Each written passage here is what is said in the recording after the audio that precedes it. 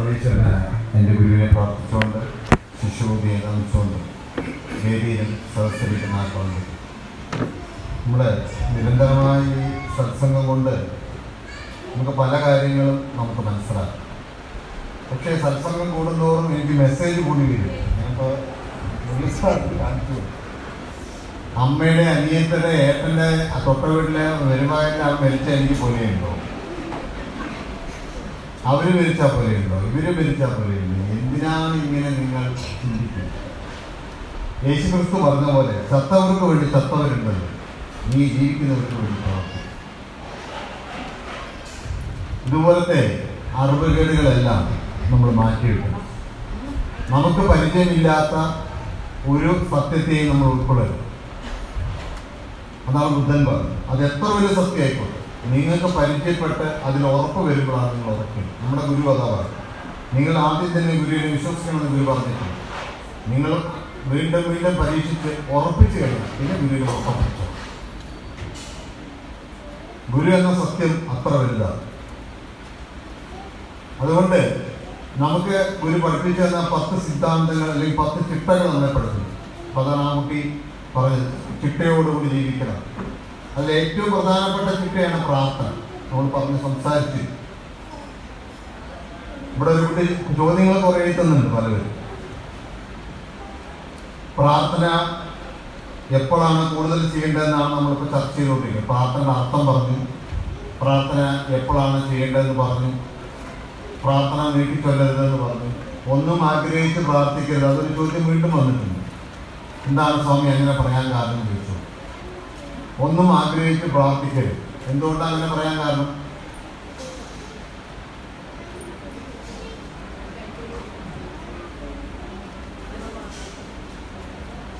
ഗുരു പറഞ്ഞത്, നിങ്ങൾക്ക് ഉതകാത്ത നിങ്ങൾ പ്രാർത്ഥിച്ച വന്ന വെള്ളം എല്ലാ വെള്ളത്തിലും കൊണ്ടുപോകും. അപ്പൊ എന്താണ്, നിങ്ങളുടെ ജീവന് പറ്റിയ രീതിയിലുള്ള കാര്യങ്ങളെ നിങ്ങൾക്ക് പാടുള്ളൂ. അത് ഗുരുവിനോട് ചോദിച്ച് മനസ്സിലാക്കും. ഞാൻ ഒരിക്കൽ ഒരു ഉദാഹരണം പറഞ്ഞിട്ടുണ്ട്. ഒരാള് 3-ാം തീയതി പ്രാർത്ഥനയ്ക്ക് വന്നിട്ട്, സ്ത്രീയാണ്, ഗംഭീര പ്രാർത്ഥന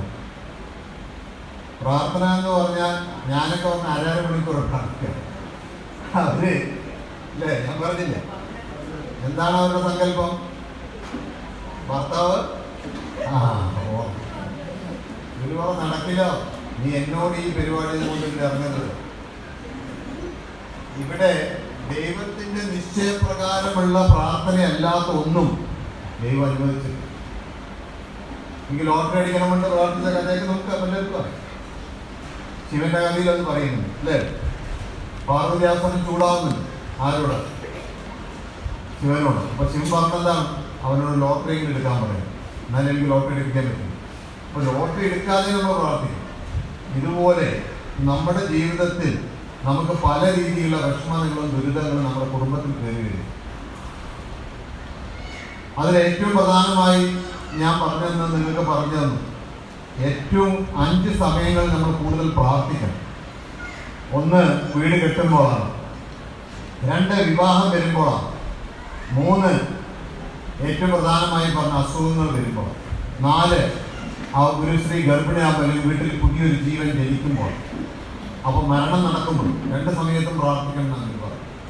ജനനവും മരണ സമയത്തും, ജനിക്കുന്നതിൻ്റെ 10 മാസം മുമ്പേ നമ്മൾ പ്രാർത്ഥന തുടങ്ങും.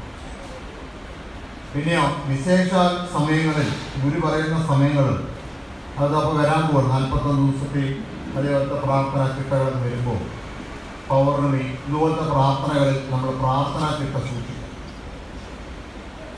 അതിൽ ഏറ്റവും പ്രധാനമായി നമ്മൾ ചർച്ച ചെയ്തുകൊണ്ട് വരുന്നത് അസുഖം വരുമ്പോൾ എങ്ങനെ പ്രാർത്ഥിക്കും. അസുഖം വരുമ്പോൾ നമ്മൾ എന്ത് ചെയ്യും? ആദർശ അസുഖം മാറിക്കഴിഞ്ഞാൽ ആദർശം ഈ വഴിക്ക് കാണിച്ചു. ഞാൻ ക്യാരറ്റ് വയ്ക്കാം അല്ലേ? ഇന്നലെ ഒന്നും കണ്ടില്ല അല്ലേ? സത്യമല്ലേ? അങ്ങനെ ആവരുത്. നമുക്ക് ഒരു അസുഖം വരുന്നതിന്റെ കാരണം ഗുരു പറഞ്ഞത് 3 തരത്തിലാണെന്ന് പറഞ്ഞു. 1, നമ്മുടെ 7 തലമുറ ചെയ്തു വെച്ചതിന്റെ ഗതികേട്. അത് നമ്മുടെ ശരീരത്തിൽ ഒന്ന് ബാധിക്കും. അത് ക്യാൻസറായിട്ടും മന്ദബുദ്ധിയായിട്ടും വികലാംഗനായിട്ടും ഇങ്ങനെയൊക്കെയുള്ള അസുഖങ്ങൾ വരുന്നത് 7-ാം അറിവ് എന്നൊരു ഗ്രന്ഥത്തിൽ ഇതിനെക്കുറിച്ച് വളരെ വിശദമായി തമിഴ്നാട്ടിലെ ആചാര്യന്മാർ എഴുതിയിട്ട് അതൊരു സിനിമയായിട്ട് എടുത്തുവെങ്കിലും അതിൻ്റെ പൂർണ്ണ രൂപത്തിലായിരുന്നില്ല ആ സിനിമ. എങ്കിലും അതിൻ്റെ കുറച്ച് ഭാഗങ്ങളിൽ ഭാരതത്തിൻ്റെ അതേ കാര്യം തന്നെയാണ് 2019 നോബൽ സമ്മാനം കിട്ടിയ സയന്റിസ്റ്റുകൾ കണ്ടെത്തി. അവർ പറഞ്ഞു നമ്മുടെ DNA ഓർമ്മശക്തി എന്ന് പറയുന്നത് DNA ഏത് വസ്തുവിൻ്റെ എത്ര കൊല്ലം പഴക്കൊണ്ട് കണ്ടുപിടിക്കും. പക്ഷെ ഒരു ശരീരത്തിന്റെ ഓർമ്മശക്തിയിലുള്ള കാര്യം എന്ന് പറയുന്നത് 7 തലമുറ വരെ. അപ്പൊ എനിക്ക് കഷ്ടി വരുന്നതായാലും എനിക്ക് കണ്ണടയിട്ട് വരുന്നതായാലും എനിക്ക് രോഗങ്ങൾ വരുന്നതൊക്കെ ഈ 7 തലമുറ എന്തെല്ലാം നല്ലതും ചെയ്തു വെച്ചിട്ടുണ്ടോ അതനുസരിച്ച് എനിക്ക് വരും. നമ്മുടെ രാധാകൃഷ്ണൻ സാറുണ്ട്, നിങ്ങൾക്കറിയാം, കോഴിക്കോട് ചീഫ് എഞ്ചിനീയർ ആയിരുന്നു ഇലക്ട്രിക്കൽ KSEB. വളരെ ചിട്ടയെ ജീവിക്കുന്ന ആളാണ്. എന്നുവെച്ചാൽ പുറത്തുനിന്ന് ഒരു തുള്ളി വെള്ളം കുടിക്കില്ല, ജാതിയല്ലാതെ അദ്ദേഹം കഴിക്കില്ല. ആശ്രമത്തിന് ആഹാരം കഴിക്കുമ്പോൾ വളരെ ശ്രദ്ധിച്ചിലേക്ക് കഴിക്കുന്ന ഒരു വ്യക്തിയാണ്. കാരണം എന്താ? അവരുടെ കുടുംബത്തിൽ എല്ലാവർക്കും സ്ട്രോക്ക് വരും. അവരെല്ലാ കുടുംബത്തിലെ ഏട്ടനും സഹോദരനും അമ്മാവനും മുത്തച്ഛനും ഒക്കെ സ്ട്രോക്ക് വന്നിട്ടാണ് മരിച്ചത്. പക്ഷെ അദ്ദേഹം ഇത്ര സൂക്ഷിച്ചിട്ടും സ്ട്രോക്ക് വരും അല്ലേ? പക്ഷെ അതിനെ ഒരു വേറെ രീതിയിൽ ശരിയാക്കി എടുക്കുകയാണ്. അപ്പൊ ഇതുപോലെ നമ്മുടെ കുട്ടികളിൽ ജനിക്കുമ്പോൾ തന്നെ ചില കുട്ടികളുണ്ട് വികലാംഗനായി ജനിക്കും. ഇപ്പൊ തന്നെ നമുക്കിവിടെ പല സ്കൂളുകളൊക്കെ ഉണ്ട് മന്ദബുദ്ധിയായ കുട്ടികളെ പഠിപ്പിക്കാനുള്ള സ്കൂളുകൾ. ഇനിയുള്ള ജനനം വളരെ കുറവായിരിക്കുന്നതാണ് ഡോക്ടർമാർ പറയുന്നത് അങ്ങനത്തെ കുട്ടികൾ. കാരണം ഇപ്പൊ അതിനുള്ള സയൻസ് ഡെവലപ്പ് ചെയ്യും, സ്കാൻ ചെയ്തിട്ട് കണ്ടെത്തുകയും അവരുടെ DNA എടുത്ത് ടെസ്റ്റ് ചെയ്തിട്ട് ഇത് കറക്റ്റ് ആവുമോ ഇല്ലേ എന്ന് നേരത്തെ തന്നെ അറിയാൻ പറ്റുമെന്നൊക്കെ പറയുന്നു. പക്ഷെ ഗുരു പഠിപ്പിക്കുന്നത് ഇത് വരാത്ത രീതിയിൽ ഒരു ജന്മത്തിന്റെ കർമ്മവശം ഉണ്ടാക്കാനുള്ള പ്രാർത്ഥന നമ്മളെ ഗുരു പഠിപ്പിച്ചു.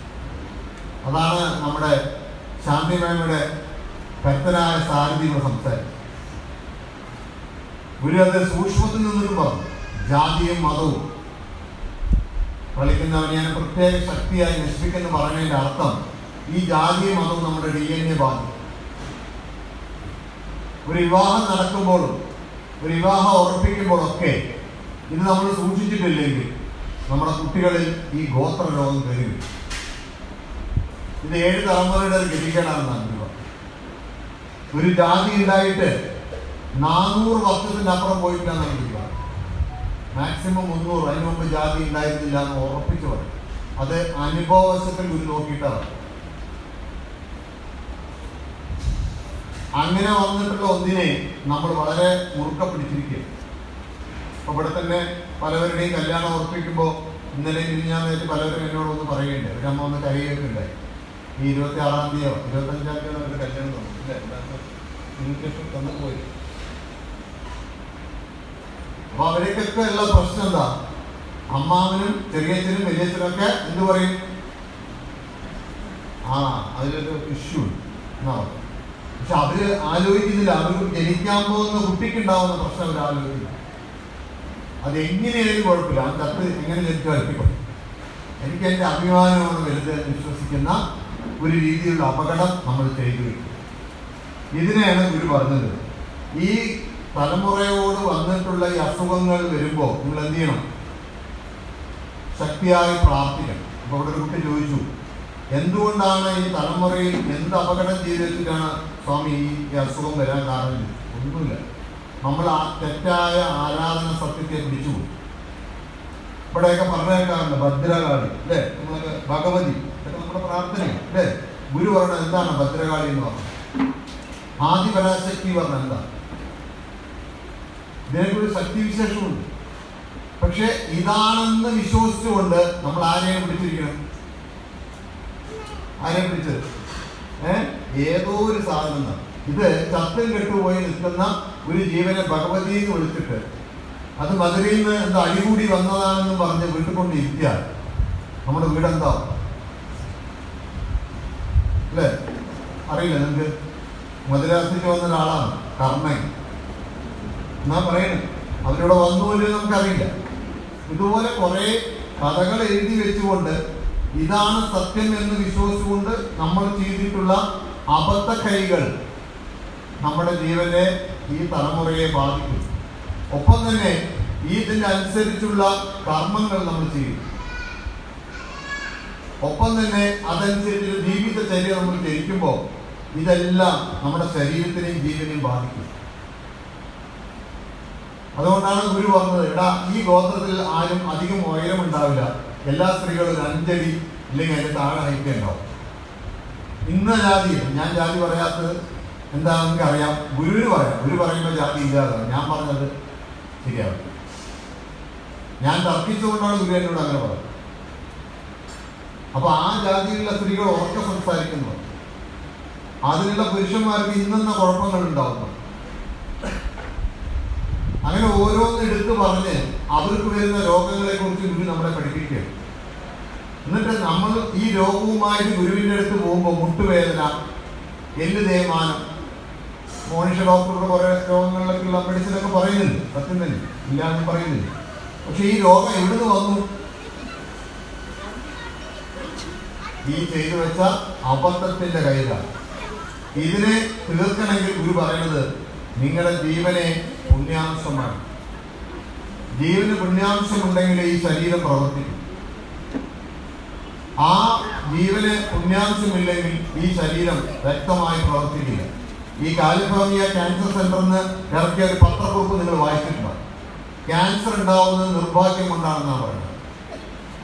അവിടെയാണ് ഇപ്പോൾ പിണറായി വിജയൻ സാറും ഇതേപോലെ നമ്മുടെ സോണിയാഗാന്ധിയൊക്കെ ചികിത്സിച്ചു പോകും.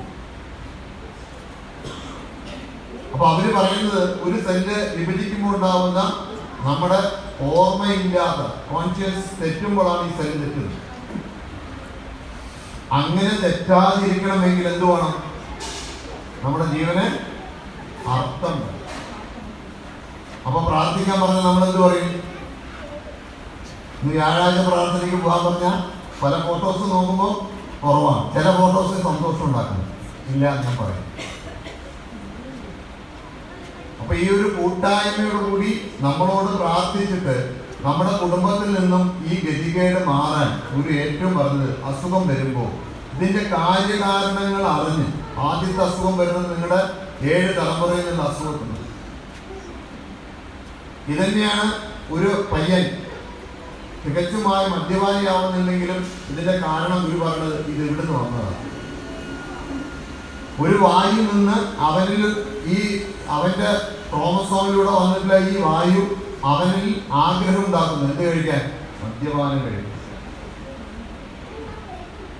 ഇതിന് അവന്റെ ജീവനെ കൊണ്ട് വേണം പകർത്താൻ. അതുകൊണ്ടാണ് വിധിയെ മതി കൊണ്ട് വെല്ലണം എന്ന് പറഞ്ഞു. വിധി കൊണ്ട് പേടിക്കരുതെന്നാണ് ഗുരു പറഞ്ഞു. വിധി വരാം, അതുണ്ടാവും, പക്ഷെ അത് എന്ത് ചെയ്യണം? മതി കൊണ്ട്, ഗുരുവിന്റെ വാക്കനുസരിച്ച് ആ ധർമ്മത്തിൽ ജീവിച്ച് അതിനെ നമ്മൾ തകർക്കണം. അങ്ങനെ വരുമ്പോഴാണ് നമ്മുടെ പ്രാർത്ഥനയുടെ ബലം വരുന്നത്. അതുകൊണ്ടാണ് ഗുരു പറഞ്ഞ വീട്ടിൽ ഒന്നിച്ച് നിങ്ങൾ പ്രാർത്ഥിക്കണം.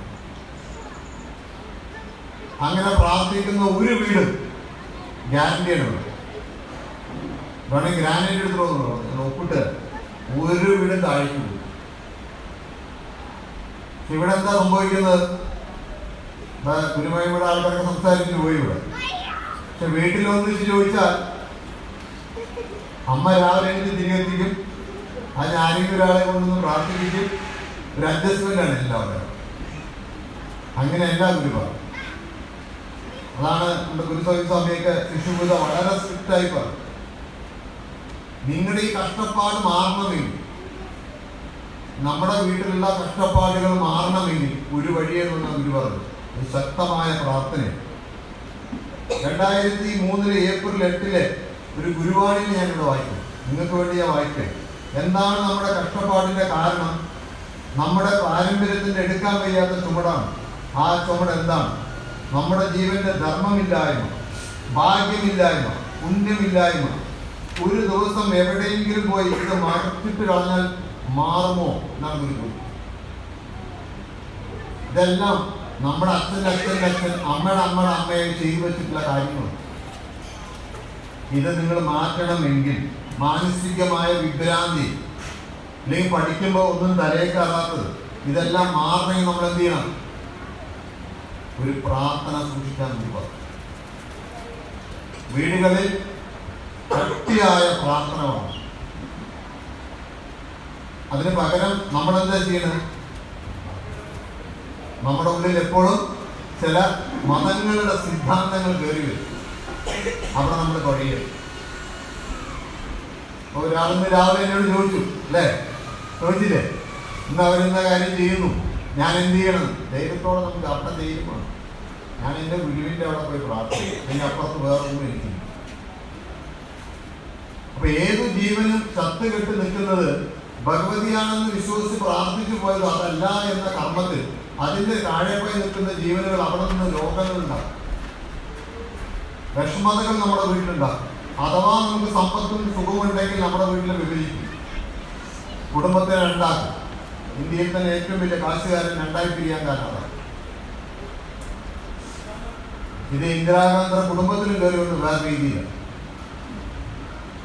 ഇതിനെല്ലാം തീർക്കണമെങ്കിൽ നമ്മൾ പ്രാർത്ഥന, ഗുരു തന്നിട്ടില്ല, ഗുരു നമുക്ക് തന്ന ആയുധമാണ് അഖണ്ഡനാമം. കലിയുഗത്തിൽ അഖണ്ഡനാമം ജപിച്ച് രക്ഷപ്പെടാൻ പറ്റുമെന്ന് യുഗയുഗാങ്ങൾക്ക് മുമ്പേ പറഞ്ഞു വെച്ചു. അങ്ങനെയുള്ള ഒരു പൂർണ്ണമായ ഗുരുവിന് മാത്രമേ ഈ അഖണ്ഡനാമം നമുക്ക് പറഞ്ഞു തരാൻ പറ്റൂ. ഇത് മുമ്പ് പല പ്രാവശ്യവും ഇത് പല ആൾക്കാർക്ക് കൊടുത്തിട്ടും അവർക്കത് മനസ്സിലായി. അതുകൊണ്ടാണ് ഗുരു പറയുന്നത്, അസുഖങ്ങൾ വരുമ്പോൾ നിങ്ങൾ ശക്തിയായി പ്രാർത്ഥിച്ചിട്ട് ഈ ജീവനെ ഉയർത്തണം. അപ്പോഴാണ് പല രോഗങ്ങളും നമ്മളെ വിട്ടുമാറും. പിന്നെ അടുത്ത രോഗം വരുന്നെന്താ? ഈ 7 തലമുറയിലെ രോഗം കഴിഞ്ഞാൽ നമുക്ക് വരുന്ന രോഗം ഏതാ? ജീവിത ശൈലി കൊണ്ട് വരുന്ന രോഗം. അതാണ് നമ്മുടെ ശാന്തി നിയമകാരൻ പറഞ്ഞത്, ജാതി കൊണ്ട് വരുന്ന രോഗമാണ്. ഒരാളുടെ ജീവിത ശൈലി എന്ന് പറഞ്ഞാൽ എന്താ? അവരുടെ ഗോത്രത്തിന്റെ രീതി. അങ്ങനെ ഉദാഹരണം പറഞ്ഞാൽ ഇസ്ലാമിക രീതിയിലാണോ ക്രിസ്ത്യൻ രീതി? ക്രിസ്ത്യൻ രീതിയിലാണോ ഹിന്ദു രീതി? അല്ല, അല്ലേ? ബ്രാഹ്മണീയ ആൾക്കാർ ജീവിക്കുന്ന പോലെയാണ് താഴെയുള്ളവർ മതത്തിൽ ജീവിക്കുന്നത്. എല്ലാവരുടെ ആചാര കർമ്മങ്ങളിൽ അവർ മാറ്റം വന്നു. കണ്ണൂരുകാരുടെ ഏറ്റവും വലിയ ദൈവമുണ്ട് ഒരാൾ. അവരുടെ ആഹാരം എന്താ? അല്ലേ? അപ്പൊ അത് കഴിക്കുന്ന ആ ജീവിത സ്റ്റൈലുള്ള ഒരാളുടെ DNA എന്തുണ്ടാവും? അത് കയറി കിടക്കും. ഇതാണ് ഇതിന്റെ ഏറ്റവും വലിയ അപകടമായി കിടക്കുന്നത്. അപ്പൊ ഈ ജീവിത ശൈലിയിൽ വരുന്ന രോഗങ്ങൾ എങ്ങനെ മാറ്റുന്ന വീഡിയോ? ഇത് ഗോത്രപരമായി വരുന്നു. അതുകൊണ്ടാണ് പണ്ട് പറഞ്ഞത് ഗോത്രം നോക്കി പെണ്ണെടുക്കണം. എന്താ കാരണം? ആ ഗോത്രത്തിൽ എവിടെയെങ്കിലും തിരിച്ചുകൊണ്ടിട്ടോ പുരുഷനെയും ശ്രദ്ധിച്ചെടുക്കണം പറഞ്ഞു. കാരണം പണ്ടൊക്കെ നമ്മുടെ വിവാഹം നടക്കുന്ന സമയങ്ങളിൽ ഈ കാരണവന്മാർ പോയി അടുക്കള കാണാൻ പോവാന്ന്. എന്താ അതിന്റെ അർത്ഥം? അവിടെ പോയി ആദ്യം അന്വേഷിക്കുക അടുക്കള എന്നല്ല, അവിടെ ചുറ്റുവട്ടത്തൊന്നും അന്വേഷിക്കും. ഈ കുടുംബത്തിൽ ആരും ആത്മഹത്യ ചെയ്തിട്ടുണ്ടോ? ഈ കുടുംബത്തിൽ ആർക്കും ഭ്രാന്തുണ്ടോ? ഈ കുടുംബത്തിൽ ആർക്കെങ്കിലും എന്തെങ്കിലുമൊക്കെ പ്രശ്നങ്ങളുണ്ടോ എന്ന് ഒരു ചുറ്റുവട്ട അന്വേഷണമുണ്ട്. അതിൽ ഏകദേശം കുറ്റം പറയുന്ന കുറെ ആൾക്കാരെ കിട്ടിയെടുപ്പോയി ഇല്ലാതൊക്കെ പറഞ്ഞു തരും. ഞാനും കുടുങ്ങിയിട്ടുണ്ടാകാൻ കുറ്റം പറയുമ്പോൾ നമ്മുടെ ചെറുപ്പകാലത്തിലെ എല്ലാവരും കുറ്റം പറയുന്നു. അപ്പൊ അത് പിന്നീട് നമ്മളെ കല്യാണത്തിന് പോയി കുടുങ്ങുമ്പോഴാണ് പെടുക. കല്യാണത്തൊക്കെ ഷെയ്ക്കിൻ്റെ വന്നിട്ട് പറഞ്ഞു, ഇതാ ഈ ദേവദാസനാണ് നിന്നെ കുറിച്ച് വേണ്ടാത്തൊക്കെ പറഞ്ഞതുകൊണ്ട് ഞാൻ കൈവിടാനും പറ്റില്ല. അപ്പൊ കല്യാണം കഴിക്കുന്നത് എനിക്ക് അറിയില്ല. അങ്ങനത്തെ എല്ലാം അന്വേഷണം പറയും. നമ്മൾ പറയുന്നത് ആ ജീവിത ശൈലി കൊണ്ടുവരുന്ന രോഗങ്ങളുണ്ട്. നിങ്ങൾക്കറിയാം, ഇംഗ്ലണ്ടിലെ പ്രമുഖന്മാർക്ക് ഒരു രോഗമുണ്ട്, ബ്ലഡ് ക്ലോട്ട് ആവുന്നു. അത് എവിടെ നിന്ന് വന്നാ അറിയോ? അവർ പുറത്തുനിന്ന് കല്യാണം കഴിക്കില്ല. ആ ജീവിത ശൈലിയിലുള്ളിൽ തന്നെ ആ രാജ്യത്ത് കഴിയുമ്പോൾ അവരെ ബ്ലഡ് ക്ലോട്ട് ചെയ്യാതെ ആ പ്രഭു കുടുംബത്തിൽ. ഇതേപോലെ പാലക്കാടിൽ ഒരു പ്രത്യേക വിഭാഗക്കാരുണ്ട്. അവരും ഇതേപോലെ പുറത്തു പോയി വിവാഹം കഴിക്കില്ല. അതുകൊണ്ട് എന്ത് സംഭവിക്കുന്നു? അവിടെ പാണ്ട് രോഗവും, അത് ഗുരു പറഞ്ഞാൽ പോയി പഠിച്ചതാണ്. ദേഹത്ത് മുഴുവൻ പാണ്ട് രോഗം വരും. അവർക്ക് എല്ലാവർക്കും ഹാർട്ടിൽ പ്രോബ്ലം. ഇതൊക്കെ ഉണ്ടായാലും അവരെന്ത് ചെയ്യില്ല, ആ 1800 കുടുംബത്തിനപ്പുറം പോവില്ല. 2 വാർഡാണ്. 2 വാർഡിൽ ഒരു പാർട്ടി ജയിക്കും. ആ പാർട്ടി ഇന്ത്യക്ക് സ്വാതന്ത്ര്യം കിട്ടിയ കാലങ്ങൾക്ക് ആ പാർട്ടിയോട് ജയിക്കാറ്. ഇന്ത്യ ഭരിക്കുന്ന പാർട്ടിയാണ്. അത്ര ഞാൻ പറയുന്നത്. അപ്പൊ അവരുടെ പവറാണ്. പക്ഷെ അവരൊരിക്കലും ജീവിത ശൈലി എങ്ങനെയാ? കർണാഗി സ്റ്റൈലാണ്. കർണാഗി കേട്ടിട്ടുണ്ടോ? എന്താണ് കർണാഗി? കേട്ടിട്ടുണ്ടോ? ഇവിടെ ഒന്നും കേട്ടില്ല അല്ലേ? മധുരയിലെ ഒരു രാജാവിനെ കത്തിച്ച് ചാമ്പലാക്കിയിട്ട് വന്ന ആളാണെന്നാണ് അതുകൊണ്ട് ഇരുന്നാണ്. ആ ജീവിത ശൈലിയിൽ ജീവിക്കുന്ന, ആ ജീവിത ശൈലി കൊണ്ട് വരുന്ന രോഗങ്ങളാണ് അവരെ ബാധിക്കുന്നത്. ഇതെങ്ങനെ മാറ്റും? ഇങ്ങനെ ഓരോ മതത്തിലും ഓരോ മതത്തിന്റെ താഴെ കിടക്കുന്ന ജാതിക്കും ജീവിത ശൈലി കൊണ്ട് വരുന്ന രോഗങ്ങളുണ്ട്. അത് ഇവിടെ ഇരിക്കുന്നവർക്കും. ഇത് നമ്മൾ ഗുരു പറയുന്നു, എടാ അത് വിട്ട് നീ പ്രാർത്ഥിക്കണം. അങ്ങനെ ചെയ്യുമ്പോൾ നീ 5 നേരം അല്ലെങ്കിൽ 3 നേരം ആ സമയം നോക്കി നീ പ്രാർത്ഥിച്ചിട്ട് ഈ ജീവിത ശൈലി കൊണ്ട് വന്നിട്ട് രോഗങ്ങൾ മാറ്റണം. അതാണ് ചില അമ്മമാരൊക്കെ നമ്മളോടൊന്ന് പറയും, മക്കൾ ആശ്രമത്തിലേക്ക് വരുന്നില്ല. ആ അമ്മയാണെങ്കിൽ ചിട്ടയായി ആശ്രമത്തിൽ വരുന്നതാണ്. എന്താണ് വരാതെ? ഇവരുടെ ജീവിത ശൈലി ഇങ്ങനെ കിടക്കുക.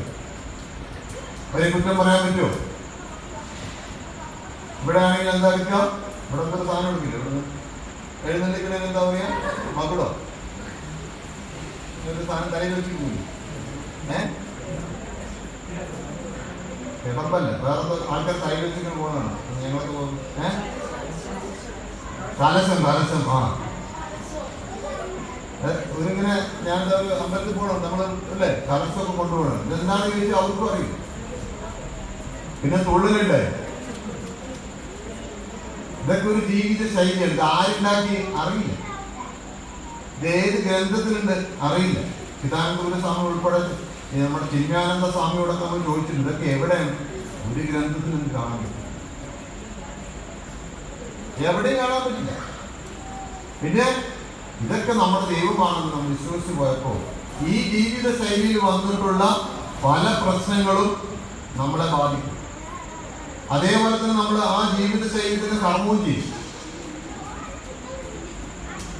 ആ ജോലി ചെയ്യുന്നവർക്ക് ആ അനുസരിച്ച്. അപ്പൊ അതാണ് നമ്മളെപ്പോഴും ഗുരു പറയും, ഈ തെക്കേന്ത്യക്കാരൻ കറുത്തതാണെന്ന് പറയും, ഹനുമാൻസാണ് പറയും. എന്താ കാരണം?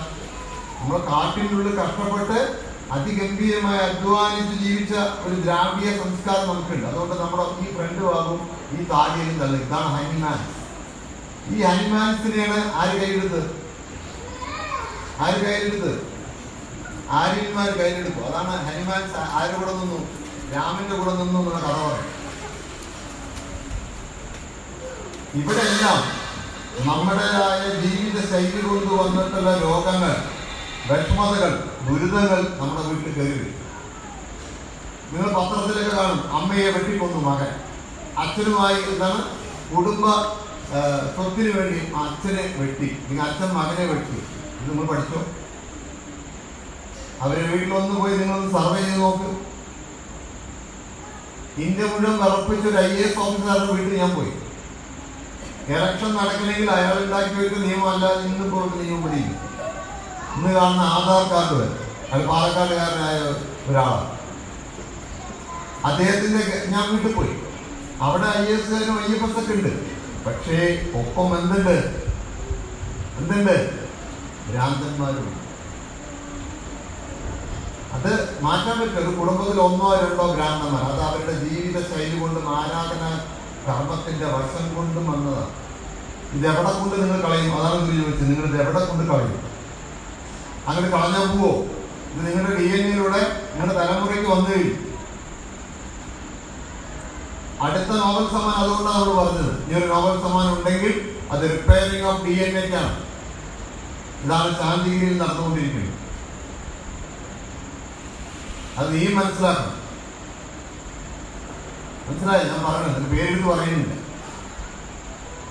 രാജേഷ്, അവരൊക്കെ മനസ്സിലാക്കി. ഞാൻ ഉൾപ്പെടെ നമ്മളിവിടെ നിൽക്കുമ്പോൾ നമ്മുടെ ഇതുപോലത്തെ പ്രാർത്ഥനകൾ ചെയ്യുമ്പോൾ ഇവിടെ നിന്ന് നമ്മുടെ ജീവിത ശൈലി കൊണ്ട് വന്നിട്ടുള്ളതും 7 തലമുറ ചെയ്തു വെച്ചിട്ടുള്ളതിൻ്റെ അബദ്ധ കൈകളും നമ്മുടെ പതുക്കെ പോകും. അപ്പൊ നമ്മുടെ മുഖത്തിന്റെ രൂപമാകും. നമ്മുടെ മുഖം കാണുന്ന ഒരു പ്രകാശമുണ്ട്. അതാണ് ഈ എന്താ പറയാ, ശാന്തിഗിരി ആശ്രമം പോത്തങ്കോടിന്റെ അപ്പുറത്തെല്ലാം പാലോട്ട് കൊണ്ടുവന്ന ഒരു പെൺകുട്ടികൾ നടന്നു വരുമ്പോൾ അവിടെ നിന്ന് കളിയാക്കുന്ന ആളെ പോലീസ് പിടിച്ചു. എന്താണ് പോലീസ് പിടിക്കാൻ കാരണം? അവിടുന്ന് വേറെ മറ്റു കുട്ടികളെല്ലാം കംപ്ലൈന്റ് ചെയ്തു, ഇവര് കല്ലെടുത്തെറിയ, ഇവരെ ബാഗ് പിടിച്ചു വാങ്ങുകയൊക്കെ ചെയ്യുന്നു. പക്ഷെ നമ്മുടെ കുട്ടികളോട് മാത്രം അവരങ്ങനെ പെരുമാറില്ല. അപ്പൊ പോലീസ് ചോദിച്ചു, പേടിയുണ്ടല്ലോ ശാന്തിഗിരി, നമ്മൾ പടക്കിയല്ലോ. അല്ല, ഇവരുടെ കൂടെ എപ്പോഴും തടിമാറുണ്ടാവുമല്ലോ രണ്ടുപേരും. ഏത് തടിമാറാണ് നമ്മുടെ കൂടെ ഉണ്ടാവാറ്? അല്ലേ? ആരും ഉണ്ടാവാറില്ല. പക്ഷെ അവർ കാണുമ്പോൾ രണ്ട് തടിമാടന്മാര് പാലോട്ടോടൊക്കെ ഇങ്ങോട്ട് തിരിച്ചു. ഇത് ദൈവത്തിന്റെ ഒരു കാര്യമാണ്. ഇതാണ് ഞാൻ നിങ്ങളോട് പറഞ്ഞത്. ഭഗവത്ഗീതയുടെ കാര്യം, ഭാഗവതത്തിന്റെ ഒരു കാര്യം പറഞ്ഞു. നാളെ യുദ്ധം തുടങ്ങാൻ പോവുകയാണ്. പാണ്ഡവരും കൗരവരും തമ്മിൽ യുദ്ധമാണ്. സിനിമാ മിഷനിൽ അത് ഗംഭീരമായി പറയും. നേപ്പാൾ എന്ന രാജ്യത്തിലെ ചൈനയും റഷ്യയും അമേരിക്കയും ജർമ്മനിയും കൂടെ അറ്റാക്ക് ചെയ്ത് എങ്ങനെ ഉണ്ടാവും? നേപ്പാളിന് 1.5 മണിക്കൂർ കൊണ്ട് തീരും. അതുപോലെയുള്ള പാണ്ഡവന്മാരുടെ കാര്യം. എന്താ കാര്യം? ഇപ്പുറത്തിരിക്കുന്ന മുഴുവൻ ആരാണ്? ദ്രോണാചാര്യർ, കൃപാചാര്യർ, ഭീഷ്മർ, അല്ലെ? അതിഗംഭീരന്മാരാണ്. അപ്പൊ അവരുടെ മീറ്റിംഗിൽ പറയണം എന്താ? അതിനെ വെറും 3 മിനിറ്റ് കൊണ്ട് തീർത്തു തരാമോ? ആരെ? ദ്രോണാചാര്യർ. പിന്നെ ധർമ്മത്തിലും ഭീമനെയൊക്കെ തീർക്കുന്ന ആൾക്കാർ തീർക്കാനും ചെയ്യും. എല്ലാം കൂടി നോക്കുമ്പോൾ എല്ലാം അരനാഴിക നേരെ യുദ്ധവും. അപ്പൊ ഭീഷ്മർ അവിടെ ഒന്നും മിണ്ടുന്നില്ല. ഭീഷ്മരോട് ചോദിച്ചു, അങ്ങെന്താ ഒന്നും മിണ്ടാതിരിക്കുന്നു? അങ്ങേക്ക് ആരെങ്കിലും യുദ്ധത്തിൽ തോൽപ്പിക്കാൻ പറ്റാത്തതുകൊണ്ടോ കൊല്ലാൻ പറ്റാത്ത വിഷമാണോ എന്ന് ചോദിച്ചപ്പോ അദ്ദേഹം പറഞ്ഞ മറുപടിയാണ് ഏറ്റവും പ്രധാനം. നിങ്ങൾ പറഞ്ഞതൊക്കെ ഞാൻ അംഗീകരിക്കും, പക്ഷെ അപ്പുറത്തെ കാലാന്തര ഗുരുവായ ശ്രീകൃഷ്ണൻ എവിടെ ഇരിക്കുന്നുണ്ട്? അപ്പുറത്ത്. അപ്പൊ ദുര്യോധനൻ പറഞ്ഞു, അദ്ദേഹം അഴിഞ്ഞു കൊടുക്കില്ലല്ലോ. വേണ്ട, അദ്ദേഹത്തിന്റെ സാമീപ്യം മതി. 16 ദിവസം കഴിഞ്ഞപ്പോ എന്തായി? ധർമ്മോ അധർമ്മോ എല്ലാം കൊടുക്കില്ല, അല്ലേ? നേപ്പാൾ, ചൈനയും ജപ്പാനെയും ഒക്കെ ഇതിനെ അടിച്ച് കൈ കൊടുത്തിട്ട്. ഇതുപോലെ നമ്മുടെ വീട്ടിൽ പ്രാർത്ഥന കൊണ്ട് ആരെ കുടിയിരിക്കണം? അവിടെ ജാതിക്കോ മതത്തിനോ സ്ഥാനം കൊടുക്കും. നമുക്ക് പറ്റിയ അബദ്ധങ്ങൾ ഈ ഗുരുക്കന്മാരുടെ പേരിൽ മതം ഉണ്ടാക്കിയത്. മതം പിശാചിന്റെ, ആചാര്യന്മാരുടെ വാക്ക് ധർമ്മമാണ്. അങ്ങനെയുള്ള ഒരു ധർമ്മം സൂക്ഷിച്ചുകൊണ്ട് നമ്മുടെ ലൈഫ് സ്റ്റൈലിൽ വരുന്ന അസുഖങ്ങൾ, ജീവിത ശൈലി കൊണ്ടുവരുന്ന അസുഖങ്ങളാണ് ഓട്ടോ ഇമ്മ്യൂണി ഡിസീസസ്. അത് എന്ന് വരുന്ന ജീവിത ശൈലി വരുന്നത്. അതിനിപ്പുറത്ത് നോബൽ സമ്മാനം കിട്ടി. ഞാൻ കഴിഞ്ഞ പ്രാവശ്യം വായിച്ചു. 3 പേര്. എന്താണ് അവർ കണ്ടെത്തിയത്? നമ്മൾ ഒരാളുടെ കുറ്റം പറയുമ്പോൾ ആ നിമിഷം നമ്മുടെ ശരീരത്തിലെ സെല്ലുകൾ പരസ്പരം അകലുന്നു. നമ്മുടെ ശരീരത്തിലേക്ക് പറ്റാത്തൊരു സാധനം വരുമ്പോൾ ഈ സെല്ലുകളെല്ലാം പേടിക്കും. അതേസമയം പ്രാർത്ഥന ചെയ്യുമ്പോഴോ ഈ സെല്ലുകളെല്ലാം ഒറ്റക്കെട്ടായി നിൽക്കുന്നതാണ്. നിങ്ങൾ വായിച്ചു, ഞാൻ പറഞ്ഞത് പത്രത്തിൽ വന്നിട്ടുണ്ട്, അത് ഞാൻ കട്ട് ചെയ്ത് വെച്ചിട്ടുണ്ട്. അങ്ങനെ അതുകൊണ്ടാണ് ഇത്ര കിഡ്നി കൊണ്ട് വെക്കുമ്പോൾ എന്ത് സംഭവിക്കുന്നത്? കിഡ്നിയെ റിജക്ട് ചെയ്യും. ആര്? നമ്മുടെ ശരീരം. എന്താ കാരണം? Auto ഇമ്മ്യൂണി disease. ചിലവരുടെ മുഖത്തൊക്കെ പാണ്ട് വരും, കേട്ടോ, ഇങ്ങനെ കറുത്ത പാണ്ട്. ചിലവർക്ക് ശരീരത്തിൽ വരും. ഡോക്ടർക്ക് കാണിച്ചാൽ അവർ ഓട്ടോ ഇമ്മ്യൂണി ഡിസീസ് മനസ്സ് ഏകാഗ്രതയോടെ ഇരിക്കും. അധികം വിഷമിക്കേണ്ട, വലിയ ചിന്തകൾ വേണ്ട. ഇത് നമ്മുടെ ലൈഫ് സ്റ്റൈലില്. കല്യാണം കഴിഞ്ഞു പോയി കുറച്ചു കാലം കഴിഞ്ഞ് അധികം വരുന്ന പെൺകുട്ടികൾക്ക് ഓട്ടോമിക് ഡിസീസ് വരും. ആരോടാ ഓട്ടോമിക് ഡിസീസ് വരുന്നത്? അമ്മായിനോട് ആ വീട്ടുകാരും. അല്ലാതെ അത് അതിനുമായി ചേർന്ന് പോകാൻ കുറച്ച് സമയമെടുക്കും. ഇത് ലൈഫ് സ്റ്റൈൽ ഡിസീസ് എന്നാ പറയാം. ഗുരു പറഞ്ഞത് ജീവിത ശൈലി കൊണ്ടുവരുന്ന അസുഖങ്ങൾ നിങ്ങളെ ബാധിച്ചുകൊണ്ടിരിക്കും. അതാണ് ടീച്ചർമാർക്ക് വരുന്ന അസുഖം. എന്താ ടീച്ചർമാർക്ക് വരുന്ന അസുഖം? കാലില് വെരിക്കോസ് വരുന്നത്. എന്താ കാരണം? ജീവിത ശൈലി അങ്ങനെ നിൽക്കേണ്ട വന്നു. ഡ്രൈവർമാർക്ക് അതൊരു അസുഖങ്ങൾ വരും. കാർപ്പൻട്രി വർക്ക് ചെയ്യുന്നവർക്ക് അങ്ങനത്തെ അസുഖം വരും. വെൽഡ് ചെയ്യുന്നവർക്ക് അങ്ങനെ അസുഖങ്ങൾ വരും. ഓരോരുത്തർക്കും അതിൻ്റെതായ ജീവിത ശൈലി കൊണ്ടുവരുന്ന അസുഖങ്ങളുണ്ട്. ഒപ്പം തന്നെ നമ്മൾ ആലോചിച്ച് നോക്കൂ, ജാതിപരമായ ജോലി ചെയ്യുന്നവൻ എന്ത് സംഭവിക്കും? ഇതേ അസുഖങ്ങളുള്ളൂ. ഇത് നമ്മൾ ഗുരുവിൻ്റെ ധർമ്മം കൊണ്ട്, പ്രാർത്ഥന കൊണ്ടും ജീവിതചര്യ കൊണ്ടും നമ്മൾ മാറ്റണം. ഇതാണ് നിങ്ങളോട് എനിക്ക് ഈ പ്രാർത്ഥനയുടെ രണ്ടാമത്തെ ഘട്ടത്തിൽ ഞാൻ പറയാനുള്ളത്. ആദ്യത്തെ ഘട്ടം ഞാൻ പറഞ്ഞത് എന്താണ്? നീട്ടി പ്രാർത്ഥിക്കരുത്, ഒന്നും ആഗ്രഹിച്ച് പ്രാർത്ഥിക്കരുത്. ഗുരു പറയുമ്പോൾ കാര്യങ്ങൾക്ക് മാത്രമേ പ്രാർത്ഥിക്കാവൂ, അല്ലേ? രാവിലെ കുടുംബത്തോടുകൂടി എന്ത് ചെയ്യണം? അത് മാത്രം എല്ലാവരും തലതാഴ്ത്തും,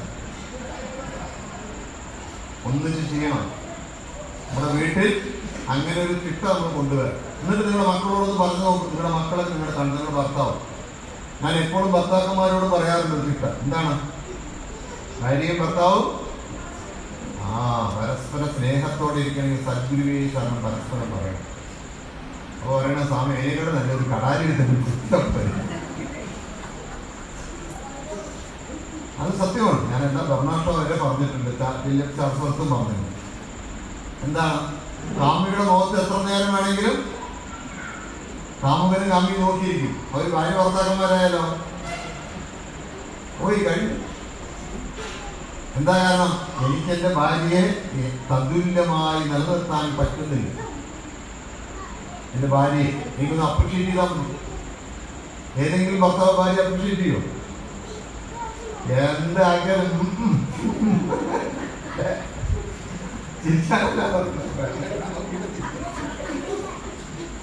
അങ്ങനെയല്ല ഞാൻ പറഞ്ഞത്. നമ്മുടെ ഇടയിലെ ലൈഫ് സ്റ്റൈലാണ്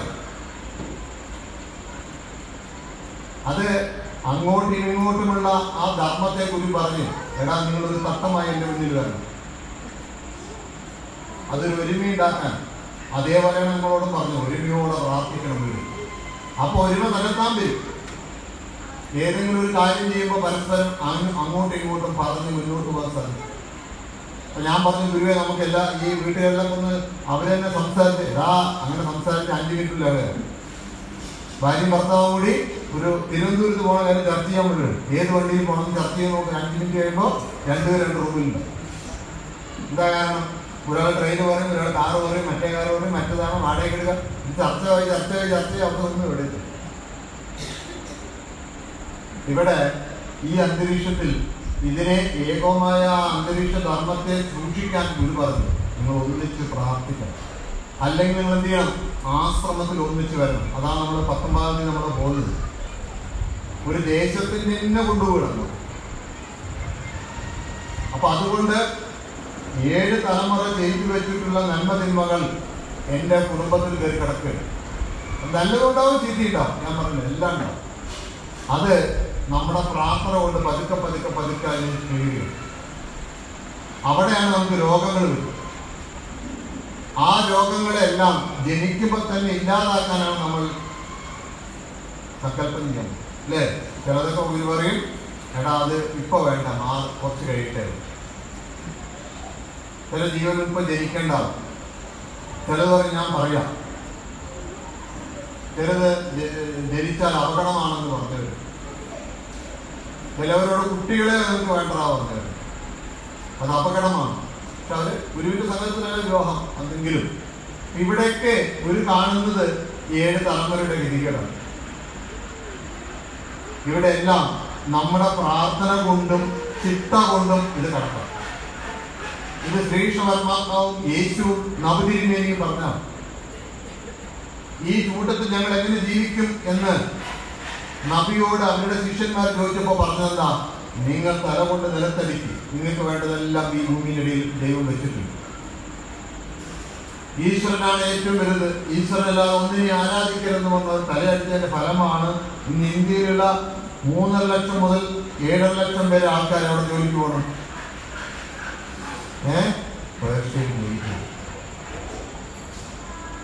ആ ഒരു കൂട്ടായ്മ പ്രാർത്ഥന സമൂഹമായും ധർമ്മമായും ചെയ്യാനുള്ള അറിവ് നമുക്ക് വീടുകളിൽ തുടങ്ങണം. അല്ല ഗ്രഹ നന്മ കൂട്ടായ്മയൊക്കെ ചെയ്യണമെന്ന് ഇവരെല്ലാവരും തീരുമാനിക്കുന്നു. അതന്നെയാണ് ഇപ്പൊ മാതൃമണ്ഡലത്തിന്റെയും പറഞ്ഞത്. അവിടെ ഒരു കൂട്ടായ്മ വരുമ്പോഴാണ് നാളെ നിങ്ങളുടെ കൂടെ ഇരിക്കുന്ന ഒരാൾക്ക് ഒരു ചെറിയൊരു അസുഖം പറയുമ്പോൾ നമ്മളെന്താ പറയുക? അത് ഞാൻ അന്നേ വിചാരിച്ചാണ് അവർക്കത് കിട്ടുന്നത്. അങ്ങനെയല്ല, അവർക്കത് വന്നല്ലോ ദൈവമേ. നമ്മളവിടെ ഓടിയെത്തണം. എന്തെങ്കിലും ആവശ്യമുണ്ടോ? ഒന്നും ആവശ്യം ഉണ്ടാവില്ല. അവർക്ക് വേണ്ട എന്തെങ്കിലും ഒരു സഹായം നമ്മളെ കൊണ്ട് ചെയ്യാൻ പറ്റും. കൊടിയേരിക്കും നിങ്ങൾ കൊടിയേരിക്കും. ഇങ്ങനെയുള്ള ഒരു ധർമ്മം നമ്മുടെ ഇടയിൽ, നമ്മുടെ വീട്ടിലും വരണം. അപ്പൊ നമ്മുടെ വീട്ടിൽ വികലാംഗനായ ഒരു കുട്ടി ജനിക്കരുത്, മന്ദബുദ്ധിയായ ഒരു കുട്ടി ജനിക്കരുത്, വിരൂപിയായിട്ടൊരു കുട്ടി ജനിക്കരുത്. നമ്മുടെ വീട്ടിൽ ഒരു മഹാദുഷ്ടനായ ഒരുത്തൻ ജനിക്കരുത്. അതുകൊണ്ടാണ് ഗുരു പറഞ്ഞത്, ഈ അസുഖങ്ങൾക്ക് എല്ലാത്തിൻ്റെയും അടിസ്ഥാനം നിങ്ങൾ അറിഞ്ഞ് പ്രാർത്ഥിച്ചോ. അതാണ് ആ കുട്ടി പറഞ്ഞത്. ഏതൊരു ദുഃഖങ്ങൾ വരുമ്പോഴും അത് പാമ്പ് പോലെ നമ്മുടെ നേർക്ക് വരും. അത് വലിയ പ്രശ്നമാണെന്നൊക്കെ നമ്മൾ വിചാരിക്കും. പക്ഷെ അത് അടുത്തെത്തുമ്പോഴാണ് അറിയുന്നത്, ഗുരുവിൻ്റെ അടുത്ത് എത്തുമ്പോൾ എന്താവുന്നു, വെറും കയറാവും. ആ കയറോട് നമുക്ക് എന്തൊക്കെ ചെയ്യാം, എന്തെല്ലാം കാര്യങ്ങൾ ചെയ്യും അല്ലേ? പക്ഷെ അത് ആ ധർമ്മത്തിലും നീതിയിലും മുന്നോട്ട് കൊണ്ടുപോകാനുള്ള അറിവ് ആർക്ക് വേണം? നമുക്കുണ്ടാവും. അവിടെ നമുക്ക് തടസ്സം നിൽക്കുക നമ്മുടെ മതമാണ്, നമ്മുടെ ജാതിയാണ്. പിന്നെ അടുത്തത് സ്റ്റാറ്റസാണ്. നാലാമത്താണ് വിദ്യാഭ്യാസം. ഇതെല്ലാം നല്ലതന്നെ, ഞാനൊന്നും എതിർക്കുന്നില്ല. പക്ഷെ ഈ ജാതിയും മതവും ഒക്കെ, യേശു ക്രിസ്തു മരിക്കുമ്പോൾ എന്തായിരുന്നു അദ്ദേഹത്തിന്റെ മതം? കുരിശിൽ കിടക്കുമ്പോൾ ജൂതനായിരുന്നു. അദ്ദേഹത്തിന് 450 വർഷം കഴിഞ്ഞിട്ടാണ് ക്രിസ്തു മതം ഡെവലപ്പാവും. മുഹമ്മദ് നബി മരിക്കുമ്പോൾ അദ്ദേഹത്തിന്റെ മതം എന്തായിരുന്നു? ഖുറാസിയായിരുന്നു. പിന്നീട് അവരുടെ ഇടയിലെ പ്രശ്നങ്ങളും ലഹളയും ബഹളങ്ങളും അടിയായപ്പോഴാണ് അദ്ദേഹം പറഞ്ഞ കാര്യങ്ങളെല്ലാം എടുത്തുകൊണ്ട് ഒരു ഖുറാൻ എന്ന് പറയുന്ന ഗ്രന്ഥം അത് ക്രോഡീകരിച്ചു. അതും പല രീതിയിൽ ക്രോഡീകരിച്ചിട്ട് അവസാനം അത് ഒന്നിലേക്ക് കൊണ്ടുവന്ന് അത് ലോകത്തെ കൊണ്ട് ഒന്നാക്കി തീർക്കാൻ നമുക്ക് ശ്രമിക്കുന്നു. പക്ഷെ അദ്ദേഹം മതമൊന്നും ഉണ്ടാക്കി. ഇതുപോലെ ഹിന്ദു മതം എടുത്താലും ഏതെടുത്താലും ഇതിന്റെ എല്ലാത്തിന്റെയും ഭാഗമായി വന്നിട്ടുള്ള നമ്മുടെ ജീവിത ശൈലികളിൽ വന്നിട്ടുള്ള പ്രശ്നങ്ങൾ നമ്മൾ എടുത്ത് പഠിക്കണം. അധികം ഞാൻ കേൾക്കുന്നില്ല, കാരണം 2:40 2:45 എത്തുന്നു. എല്ലാവരും വിശപ്പ് നമ്മുടെ കണ്ണിലേക്കൊക്കെ ബാധിക്കുന്നുണ്ട്. എല്ലാവരെയും മുഖത്ത് ആ വിശപ്പിന്റെ വിളി അറിയുന്നുണ്ട്. നിങ്ങളുടെ ഉള്ളിൽ ഇത് 2 കാര്യങ്ങൾ ഇപ്പൊ മനസ്സിലാക്കിയിട്ട്, പ്രാർത്ഥന എപ്പോഴാണ് കൂട്ടേണ്ടത്? എനിക്കൊരു അസുഖം വരുമ്പോൾ ആ അസുഖം വരുന്നത് എൻ്റെ തലമുറയിൽ നിന്നാണെങ്കിൽ അത് ആ രീതി. എൻ്റെ അച്ഛനും അമ്മയ്ക്കും അമ്മയുടെയൊക്കെ ഷുഗർ ഉണ്ടെങ്കിൽ എനിക്ക് ഷുഗർ വരും, ഉറപ്പാണ്. എത്ര സൂക്ഷിച്ചാൽ അത് വരുന്നു. ചാണ്ടീരി ആശ്രമത്തിൽ ഒരാളുണ്ടായിരുന്നു, അദ്ദേഹത്തിന്റെ മകൻ ഒരു സന്യാസിയാണ്. കൃത്യമായ ജീവിതചര്യയാണ്. ആരാധനയ്ക്ക് വരുന്നത് പോലും മാസ്ക് കിട്ടും. അന്ന് കൊറോണയൊന്നും വന്നിട്ടില്ല. കൃത്യമായ മാസ്കും കിട്ടുകയും വളരെ പെർഫെക്റ്റ് ആണ്. ആരോടും അധികം സംസാരിക്കില്ല. ആ ആരാധന കഴിയുന്നു, ശിശുപതിയെ പോയി നമസ്കരിക്കുന്നു, എന്തെങ്കിലും ഒന്ന് എടുത്തു കൊടുക്കുന്നു. അദ്ദേഹം വന്ന വഴി കൂടെ നടന്നു. സ്വന്തം വീട്ടിലുണ്ടാക്കിയിട്ടുള്ള പച്ചക്കറി അല്ലാതെ അദ്ദേഹം വേറെ വീട്ടിൽ. കാരണം അദ്ദേഹത്തിന്റെ കുടുംബത്തിൽ എല്ലാവർക്കും ഹാർട്ടിലെ പ്രോബ്ലം. പറഞ്ഞിട്ട് കാര്യമില്ല, അതേ ബ്ലോക്ക് വന്നു, അതേ സ്ഥലത്തന്നെ അല്ലേ. അപ്പൊ അദ്ദേഹം പറഞ്ഞു, സ്വാമി ഇതൊന്നും നോക്കിയിട്ട് കാര്യം, 2 പൊറോട്ട കഴിച്ചോളാം. അങ്ങനെയല്ല അങ്ങനെ. പക്ഷെ അദ്ദേഹം രക്ഷപ്പെട്ടു. അതാണ് ഏറ്റവും വലിയ രസം. അതാണ് ഡോക്ടർ പറഞ്ഞു. അപ്പൊ അതുപോലത്തെ എന്തെല്ലാം നമ്മുടെ ജീവിതത്തിൽ നമ്മുടെ കയ്യിൽ വരുന്നുണ്ടോ അത് നമ്മൾ മുൻകൂട്ടി കാണണം. ഇപ്പൊ കഴിഞ്ഞ ആഴ്ച ഇവിടെ കിഡ്നി ഫെയിലിയർ ആവുന്നൊരു ഫാമിലി വന്നു. ഞാൻ പറഞ്ഞു, ഇത് ഷുഗർ ഉണ്ടെന്നല്ല കിഡ്നി ഫെയിലിയർ ആയിട്ട് നിങ്ങളൊന്ന് അന്വേഷിച്ചിട്ട് വരാമോ. ഇപ്പൊ ഇന്നലെ പോകുന്നുണ്ട്, അവരുടെ കുടുംബത്തിൽ എത്രയോ പേരുണ്ട്, അമ്മയുടെ കുടുംബത്തിലായിട്ടുള്ളവരുടെയൊക്കെ കിഡ്നി ഫെയിലിയർ ആവുന്നത് സത്യമാണ് സ്വാമി. ഞാൻ പറഞ്ഞു, അത് കാരണം എന്താ? അതിന് ദേവയുടെ ജീവിതശൈല, അത് തെറ്റായ അതിന് ജീവിതശൈല അതിന് കാരണമാണ്. ആ കുടുംബത്തിൽ മൊത്തം കയറി കിടക്കുകയാണ്. ഇനി അതിനെ തിരുത്തണമെങ്കിൽ ആര് വേണം? ഒരു ഗുരു തന്നെ വേണം. അല്ലാതെ മധുരം കഴിച്ചുകൊണ്ടൊന്നല്ല. അങ്ങനെയാണെങ്കിൽ ഗുജറാത്തുകാരൻ എത്ര മധുരം കഴിക്കില്ല? അവൻ കഴിക്കുന്നതിന്റെ പകുതി പോലും നമ്മൾ കഴിക്കില്ല. ഇവിടെ നമ്മുടെ തലമുറയിൽ വന്നിട്ടുള്ള എന്തോ അബദ്ധം, ആ അബദ്ധത്തിന് DNA നിന്ന് റിപ്പയർ ചെയ്തേ പറ്റും. ആ റിപ്പയറിംഗ് ആണ് നമ്മുടെ 7 തലമുറയിൽ നിന്ന് ലോകത്തിനെ പ്രാർത്ഥന കൊണ്ട് നമുക്ക് കിട്ടും. അതിന് നിങ്ങൾ തയ്യാറാവും. അല്ലാതെ നിങ്ങൾ പ്രാർത്ഥിക്കുന്നത് മറ്റവരുടെ തലി എഴുതി വീഴ്ച കൊണ്ടുള്ള പ്രാർത്ഥനയൊന്നല്ല നമ്മൾ ചെയ്യും. നമ്മൾ പ്രാർത്ഥിക്കാൻ ലോക സമസ്ത സുഖനോ ബന്ധു എന്നാണ്. അതിൽ പാകിസ്ഥാനെ ഒഴിവാക്കാറില്ല. ഉണ്ടോ? പാകിസ്ഥാനോടുള്ള ബാക്കി എല്ലാ ലോക സമാധാനം എന്നല്ല നമ്മൾ പറയുന്നത്. നമ്മുടെ ശത്രു ആയിക്കോട്ടെ, നമ്മുടെ യവനും ആയിക്കോട്ടെ, അവർക്കൊക്കെ എന്ത് വേണം? സമാധാനം ഉണ്ടാകുന്നേ നമ്മൾ ഉൾപ്പെടുത്തിയിരിക്കുന്നു. ഇത് ലോകത്തിന് സനാതന ധർമ്മം കൊടുത്ത ഏറ്റവും വലിയ വാക്കുകളാണ്. അതുകൊണ്ട് ജീവിതശൈലിയുമായിട്ടുള്ള രോഗങ്ങൾ വരുമ്പോൾ നമ്മൾ രണ്ട് കാര്യം വിടണം. ഒന്ന് ജാതിയായിരിക്കണം, അത് വിട്ടില്ലെങ്കിൽ ജീവിതശൈലി രോഗം നമ്മൾ പിന്നാലെ വരും. അതനുസരിച്ചുള്ള കർമ്മം നമ്മൾ വിട്ടിട്ടില്ലെങ്കിൽ ഇത് പിന്നാലെ വരും. എന്നിട്ട് എന്ത് ചെയ്യണം? ഗുരു പറഞ്ഞു തരുന്ന രീതിയിലുള്ള പ്രാർത്ഥനാ ചിട്ടകൾ നമ്മൾ സൂക്ഷിക്കണം. അതാണ് ഇവിടെ നമ്മൾ പറഞ്ഞ ജാതിയുടെ പ്രശ്നം. അത് നിങ്ങൾ സൂക്ഷിക്കണം. പ്രാർത്ഥന ഒരു കാരണവശാലും നിങ്ങൾ ആഹാരം കഴിച്ചിരിക്കും കുഴപ്പമില്ല, പ്രാർത്ഥന മുടക്കരുത്. പ്രാർത്ഥന എന്തിനുള്ള ആഹാര അല്ലെ? മനുഷ്യ ശരീരത്തിന് എത്ര നേരം ആഹാരം കൊടുക്കണം? നീ പറഞ്ഞു എത്ര നേരം കൊടുക്കുന്നുണ്ട്? 4 നേരമൊന്നുമല്ല. രാവിലെ ചായ കുടിക്കും, ബ്രേക്ക്ഫാസ്റ്റ് 11 മണിക്ക് ഒരു ചായ കഴിക്കും, ഉച്ചയ്ക്ക് ചോറ് കഴിക്കും, 4 മണിക്ക് എന്തുണ്ട്? അതുണ്ട്, രാത്രി ഒരു ഇതുണ്ട് അല്ലേ? 6 നേരം കൊടുക്കുന്നുണ്ട് നമ്മുടെ ശരീരത്തിന്. മടങ്ങ് നിങ്ങൾ ചോദിക്കും, ഇതിലേക്കും ഒന്നോ കൂടുക കുറയൊക്കെ ചെയ്യും. ഈ ജീവന് വേണ്ട ആഹാരം എന്താ? പ്രാണന് അർത്ഥമാണ് വേണ്ടത്, പ്രാർത്ഥനയാണ്. അതെത്ര നേരം കൊടുക്കും? ഇല്ല, കൊടുക്കാറില്ലെങ്കിൽ ഈ ബാറ്ററി ചാർജ് പോയി, ഈ മൊബൈലിന് വർക്ക് ചെയ്യാത്ത പോലെ ഈ ശരീരം പ്രവർത്തിക്കും. തെറ്റായ ചിന്ത, തെറ്റായ ഡിസിഷൻ, പെട്ടെന്ന് ദേഷ്യം വരിക, എല്ലാം വരുന്നത് ജീവന് ശേഷിയില്ലാതാകുന്നതാണ്. അതുകൊണ്ട് നിങ്ങൾ ആഹാരം കഴിച്ചില്ലെങ്കിലും എന്ത് ചെയ്തില്ലെങ്കിലും പ്രാർത്ഥന ഒഴിവാക്കരുത്. ഇത് ഭാരതം നമ്മളെ പഠിപ്പിച്ചിട്ടുള്ള കാര്യങ്ങളാണ്.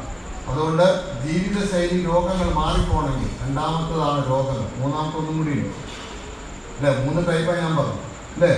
അപ്പോൾ ആ ജീവിതശൈലി കൊണ്ടുവരുന്ന രോഗങ്ങൾ മാറിപ്പോണെങ്കിൽ നമുക്ക് എന്ത് വേണം? അത് മാറാനുള്ള 2 കാര്യങ്ങൾ വിട്ട് ശക്തിയായിട്ടുള്ള പ്രാർത്ഥന വീട്ടിൽ സൂക്ഷിക്കണം. അത് കൂട്ടായി വേണമെന്നാണ് എനിക്ക് പറഞ്ഞത്. മൂന്നാമത്തതാണ് ശ്രദ്ധാധീയം, ശ്രദ്ധാഭക്തി വേണമെന്ന ഗുരുവാണ്. അല്ലെ അതിലൂടെ ഇതുവരും ശ്രദ്ധയില്ലാതെ വൈകിട്ടെടുത്താൽ സംഭവിക്കും, ശ്രദ്ധയില്ലാതെ അടുക്കളയൊക്കെ സംഭവിക്കും അല്ലേ? അത് നമുക്ക് അടുത്ത ആഴ്ച നോക്കാം. കാരണം ഇപ്പോൾ ശ്രദ്ധ മുഴുവൻ ഡൈനിങ് ഹാളിലേക്കാണ്. അപ്പൊ ആ ശ്രദ്ധ ഞാൻ തിരുത്തുന്നില്ല. എല്ലാവരും നല്ലോണം ആഹാരം കഴിക്കണം, പായസമൊക്കെ ഉണ്ട്, നല്ലോണം കഴിക്കാം. പക്ഷെ കഴിക്കുമ്പോൾ എന്ത് മറക്കരുത്? ഇന്ന് രാവിലെ തൊട്ട് സംസാരിച്ചവര് പറഞ്ഞ കാര്യങ്ങളൊന്നും മറക്കരുത്, എല്ലാം ഓർമ്മിക്കണം. അതുകൊണ്ട് ഇത്രയും പറഞ്ഞുകൊണ്ട് എൻ്റെ വാക്കുകൾ ഗുരുവായൂരിൽ സമർപ്പിക്കുന്നു. സദ്ഗുരുവിച്ച 2 വാക്കിൽ എഴുതാമ.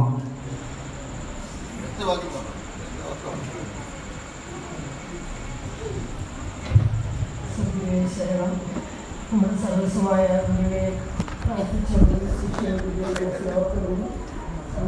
സ്വാമി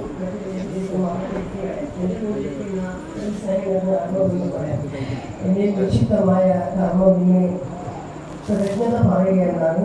ഒരു വാക്ക് ഞാൻ പറഞ്ഞോട്ടെ, ക്ഷമിക്കണം. ഞാൻ രാവിലെ പുഷ്പം ഇടാൻ വരുമ്പോൾ അധികം നിജന് വേണ്ടിയിട്ട് ഒരു ദിവസത്തിന് നമ്മുടെ വിശ്വാസിൻ്റെ ഓട്ടം ഉണ്ട്. അവൻ എന്നോട് പറയാണ്, അമ്മേ ഞാനിവിടെ വന്നിട്ട് ഒരു 5 ദിവസം പുഷ്പം ഇട്ടു, 5 ദിവസം ലീവ് എടുത്തു. എന്തിനാണ് നിനക്ക് അറിഞ്ഞൂടാ? എല്ലാവരും കൈപോലെ ഞാനും ചെയ്തു. അപ്പോൾ ഞാൻ ഓർത്തത് നമ്മുടെ സ്വാമിയുടെ, എന്നോട് പറഞ്ഞറിയാം, നമ്മുടെ സ്വാമി സ്വാമിയുടെ വാക്കുകൾ കേട്ടപ്പോഴാണ് ദൈവമേ ഗുരുവെ എന്തിനു വേണ്ടിയാണ് ഇത് ഞാൻ ചെയ്തതെന്ന് എനിക്ക് ശരിയായ ഒരു ആത്മബോധം വന്നത്. അതിന് എനിക്ക് എത്രയോ സന്തോഷമുണ്ട്. അതേപോലെ പുതുതായിട്ട് നമ്മുടെ കണ്ണൂർ പ്രസാദിന് വേണ്ടി ഒരു വ്യക്തിയോട് നമുക്ക് ഓർമ്മ വന്നതാണ്. അതേപോലെ പ്രസാദ് പറഞ്ഞ അമ്മയെ ലാസ്റ്റ് പോകുന്ന അമേരിക്കാണ് പോയി. ഒരു വീടിന് മുമ്പ് എത്തുന്നവരെ ഓരോ കാര്യം പറയുമ്പോൾ അദ്ദേഹം പറഞ്ഞ എനിക്കൊരു ബ്ലോക്ക് വന്നതാണ്, ഞാൻ നാട്ടിൽ പോയി. ഉടനെ അദ്ദേഹം പറയും എൻ്റെ അനുജനമാണ്. അപ്പോൾ ഞാൻ നമ്മുടെ സ്വാമിയെ ഓർത്തു. അപ്പോൾ ഞാൻ പറഞ്ഞു കൊടുത്തിട്ട് വരാം, എന്തായാലും വരാം. പിന്നെ എല്ലാ വിശ്വാസികൾക്കും സ്വന്തം അനുഭവം ഉണ്ടാകുന്നുണ്ട്. ഇവിടെ സ്വാമിയുടെ വാക്ക് കേട്ടപ്പോൾ ഒരുപാട് പരിവർത്തനമുണ്ട്. എന്തിനോ പറയും, സ്വഭാവത്തിൽ പോലും കൂടി കൂടുതൽ വിനയാന്വിതമായ പെരുമാറ്റങ്ങൾ പോലും ഇവിടെ ഉണ്ടാകുന്നുണ്ട്. ഇനിയും അങ്ങനെ തന്നെ ഇരിക്കട്ടെ. എനിക്ക് മക്കളില്ലെങ്കിൽ ഞാൻ പറയുകയാണ്, വളരെ വേദനയോടെ സ്വാമി പറയുന്ന വളർന്നു വരുന്ന മക്കളെങ്കിലും അച്ഛനും അമ്മയുടെ ഉപദേശത്തിൽ ജാതിക്കും മതത്തിനും അടിമപ്പെട്ട് കുടുംബം തകരാതിരിക്കട്ടെ എന്ന് ഞാൻ അകമടങ്ങി ഇവരോട് പ്രാർത്ഥിച്ചുകൊണ്ട് എൻ്റെ കർത്തവ്യത്തിലേക്ക് കിടക്കുകയാണ്. ആദ്യമായി നമ്മുടെ സമാധാന സ്വാമി സ്വാമിക്ക് ഞാൻ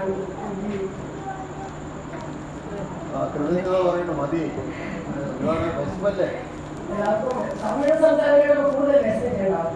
ഞാൻ എല്ലാ സ്വാമിക്കും